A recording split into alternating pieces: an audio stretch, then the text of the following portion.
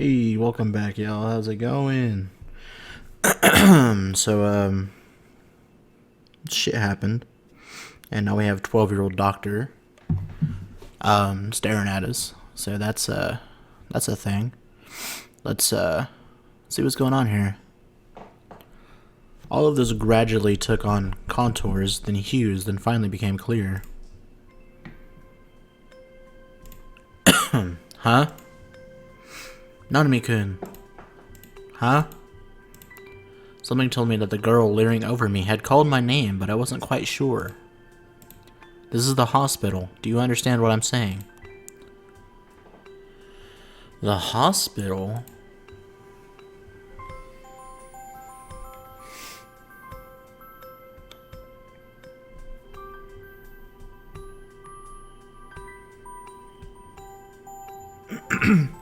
Looks like you're able to talk. Do you remember anything that's happened in the past week? The past week?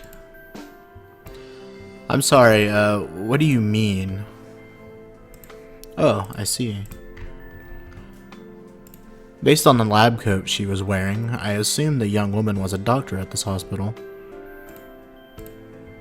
I had no recollection as to which hospital I was in or why I was here. You have a concussion, so I thought you might experience some temporary memory loss. It's possible you may have a panic attack if you try to force yourself to remember, so you should rest for a while. Okay. I wasn't able to fully comprehend everything she had just said to me.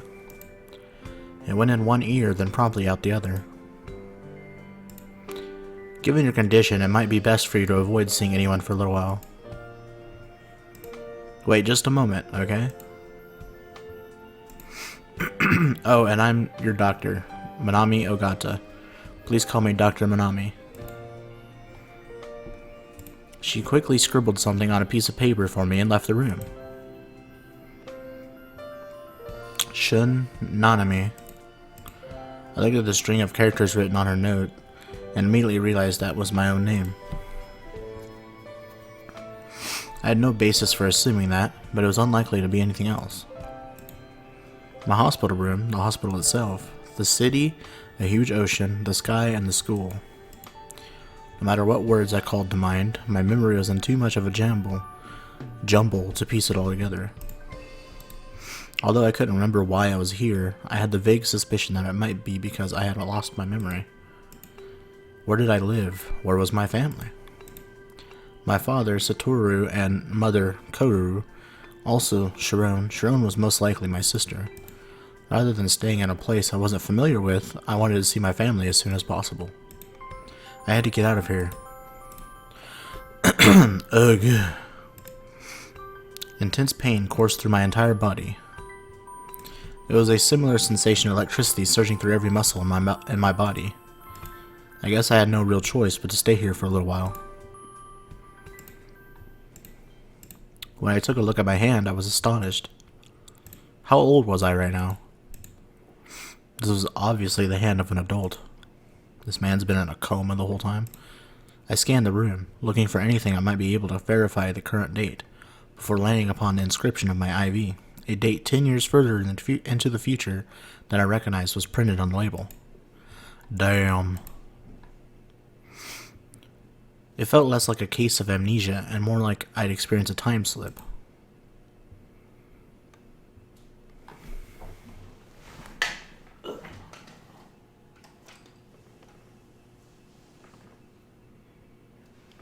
I was somehow able to make do by using the wall as a crutch.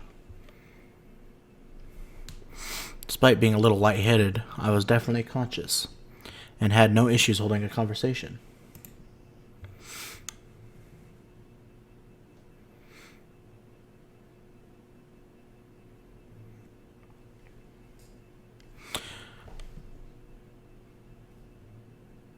Sorry, there's an Amazon truck outside, and I was wondering what the fuck he's doing. If this was a dream, then it was definitely a well-formed one. Shun? Isn't that Yuri? Oh, that's Mom. Oh, Mom. Shun. The person standing there was my mother. Where the fuck I am. So you recognize me? Yeah, a little. I wasn't entirely sure though. Yeah, I'm sure. I've done something horrible to you. Something horrible. I'm sorry. Did something happen? To be honest, I can't remember anything that's happened recently. I heard about it from Dr. Manami. Where are Dad and Sharon? Sharon-chan is... Mom looked away and acted as though she was having a hard time speaking. Let's sit down and talk about it later. I'm not sure whether it's okay for me to be the one to tell you. Okay. Someone else is here to see you. Is it okay to let them in? Yeah. With that, Mom walked over to the doorway. A short while later, the door slowly opened and someone approached me. Shun. A girl stared at me, her voice filled with emotion. My intuition told me this wasn't Sharon. Shun. Hey, do you remember me? Based on how serious she was acting, she was likely someone I was very close to. But I didn't have the foggiest idea who she might be. You don't remember? Shun. The girl before me, who stared deeply into my eyes, looked quite distressed. Nothing good immediately came to mind. It's okay, you don't need to remember everything right away. Dr. Manami was saying that sometimes people recover if they're just given some time. So... Sorry, I'm sure you're someone who treated the old me really well, but you're a stranger to the current me. So, do you think you could tell me, the current me, what your name is? Yuri Mayakaze. You called me Yuri. I'm the same age as Sharon-chan and your childhood friend. Yuri. Got it. I added another name to the note Dr. Manami had left for me. So where is Sharon? We'll talk about Sharon-chan later. I'll ask just to be sure, but do you really not remember anything that happened this past week? Did something happen recently? Okay, I get it. We were told that it'd be bad to try and force you to remember, so that's all from me. I'll come again, okay? I've been coming every day, actually. Thank you. See you. With that parting remark, Yuri quickly rushed out of the hospital room. Both she and Mom seemed to have a tough time talking about Sharon whenever I brought her up. Had Sharon and I gotten into some sort of accident?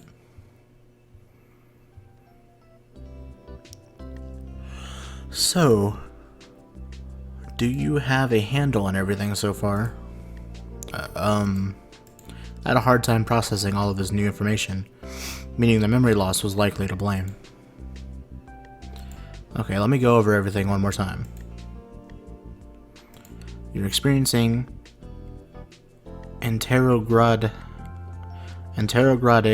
amnesia, or to be specific, impairment of memories related to your personal self. In layman's terms, it's amnesia. You've lost all of your memories. However, as for your other memories, for example your name, your family members' names, general common sense, how to move your limbs, you seem to have retained the bare minimum of such memories, necessary to function in daily life. Really? You know, like how you were able to walk around the room just now, I'm guessing it won't take long for you to be discharged. Do you think all of his memories will return? That's the big question. I can't say for certain, but it is a fact that there are many cases of amnesia patients who made a full recovery. The best outcome for someone in your position would be to return to the lifestyle you had immediately before the accident, and to recall everything as a result. Okay. This isn't the sort of issue where rushing things along will do any good. You gotta take it easy and give it time. Does that mean it'd be best if Shun and I continue to live in separate homes? I'm incredibly worried about his well-being and would like it if we could be together in the same place. I was apparently living separately from my mom. As usual, I couldn't recall how or why things had turned out that way. By all rights, that would be best. However, if the memories he recovers were to differ greatly from his current memories, it's possible it could cause them to conflict. Then it would be best if he carried on his original lifestyle. For my part, I've made preparations for such unforeseen circumstances. Understood, if that is what's best for Shun. Thank you very much. Mom nodded her head in agreement, albeit reluctantly. Are you okay with that, Nanami-kun? Or so I say, but I'm guessing there are all sorts of things you don't understand. Right. Left. Okay, we'll go over everything again tomorrow. You should try to get some rest. Okay. What was going to happen next? Who was I? A wave of indescribable anxiety overcame me.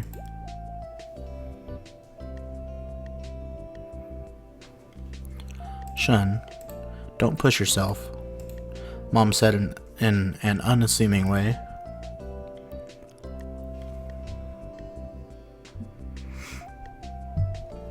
In the end, I never got to see Dad or Sharon. As a result, I was so worried about whether they were involved in what happened to me that I couldn't get any sleep. I decided to watch footage of exactly what had transpired that night.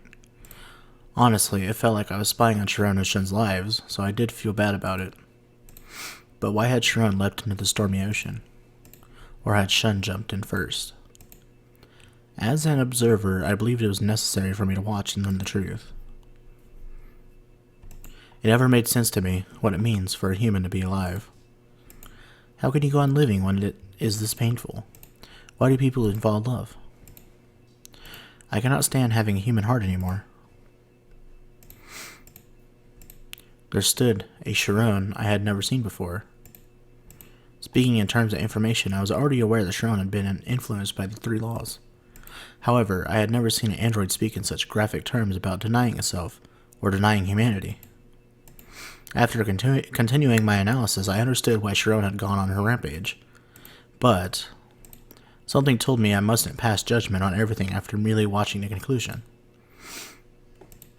Ordinarily, this would be the time in which I needed to bring an experiment to an end. In accordance, it was an established practice to reset Sharon and render her inoperable. However, there was something more than data lingering in Sharon's memory.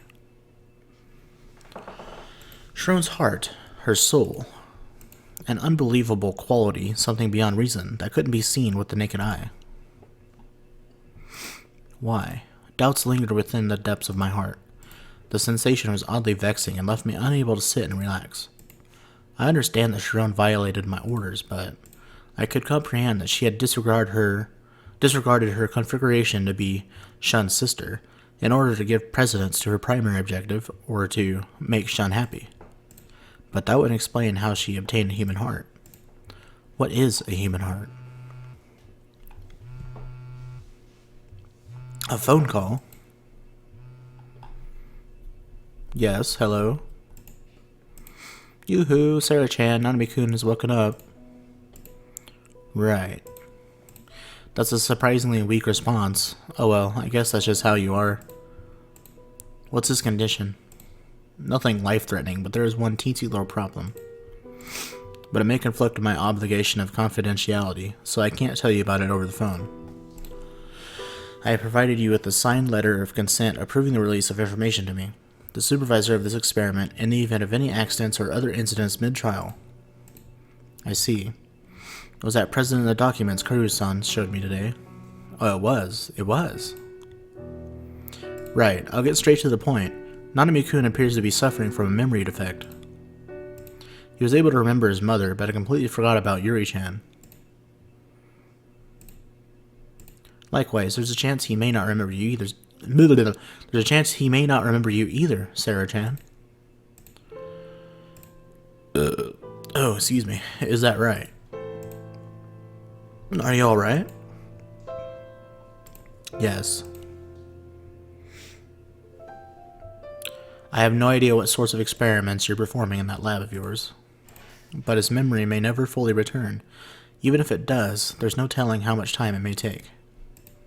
Speaking as his doctor, I think the best thing you could do to help him regain his memory is to make sure there are no significant changes in his living environments.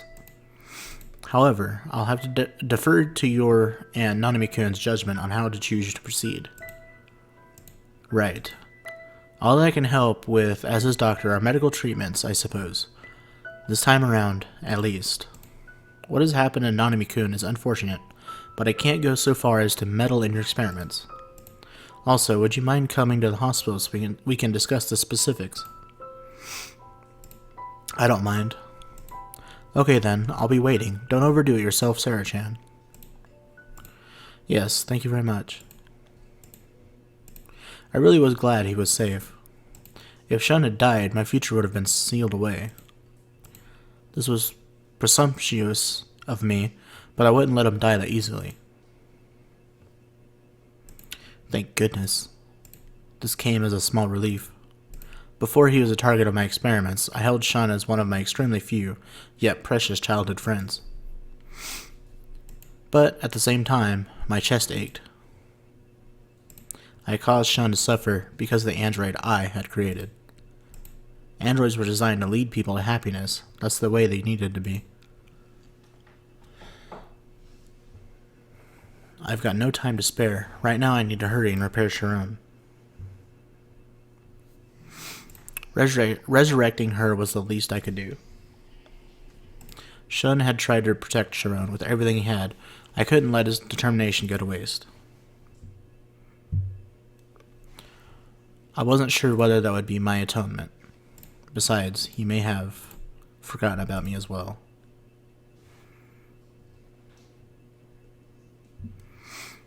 White screen.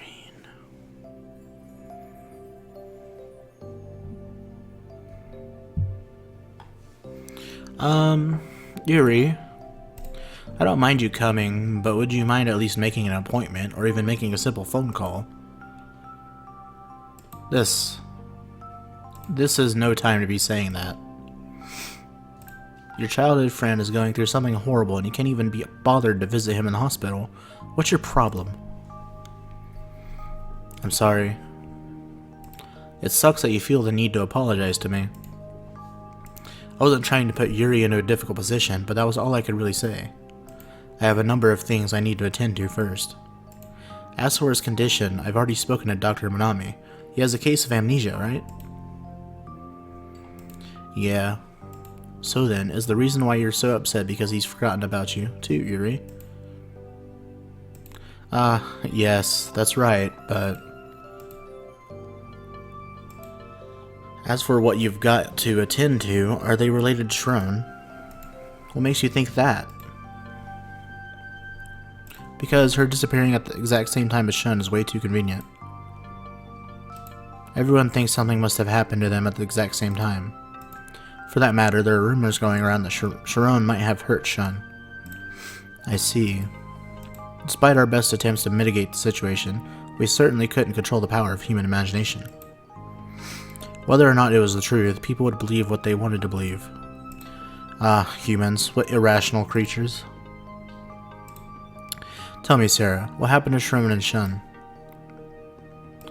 I don't want to feel like I've done something horrible to Sharon. I can't tell you all of the details, but Sharon and Shun were involved in a traffic accident while they were out on a walk. Sharon was injured while protecting him, and the impact caused Shun to suffer a case of amnesia. It was an incident no one could have rescued him from. So, that's what happened. Those words flowed so easily out of my mouth that they almost sounded like they were true. I couldn't publicly declare that this was a direct result of Sharon's actions, so this was a story we decided to keep consistent when telling its outsiders. Rap God. I'm sorry. I had no idea. Hey, Sarah. I'm begging you. Please fix Sharon. You aren't mad at her? Of course not. In fact, I want to thank her. To thank her for protecting Shun. I see. Any android that is unable to protect a human is worthless, is what I expected her to say. But there was no need for me to worry about Yuri in that regard. Okay then, I'm going to visit Shun in the hospital. Good luck with everything, Sarah. Hell yeah, brother. Excuse me. After a quick knock, the girl I remember seeing once before walked into my hospital room. Yoo-hoo, Shun, doing well? Yes, thanks to everyone. Yuri-chan, right? Haha, just Yuri is fine.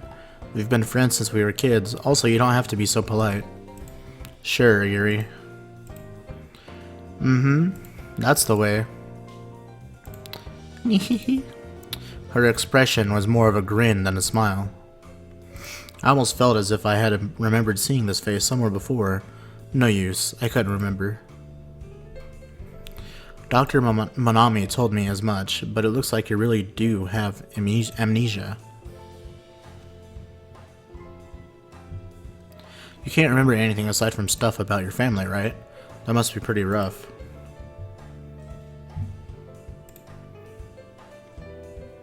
Knowing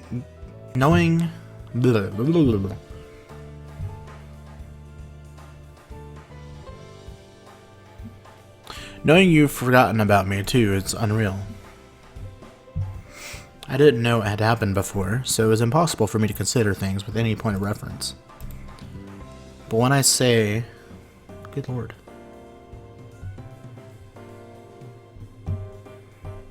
Okay, but when I saw how upset Yuri was, it made me realize it was extremely difficult on those who still had their memories too. So I'm gonna end the episode here. I gotta go, make my tea so I can drink some shit, since my voice is destroyed. And check the fire. I'll see y'all in a little bit. Peace.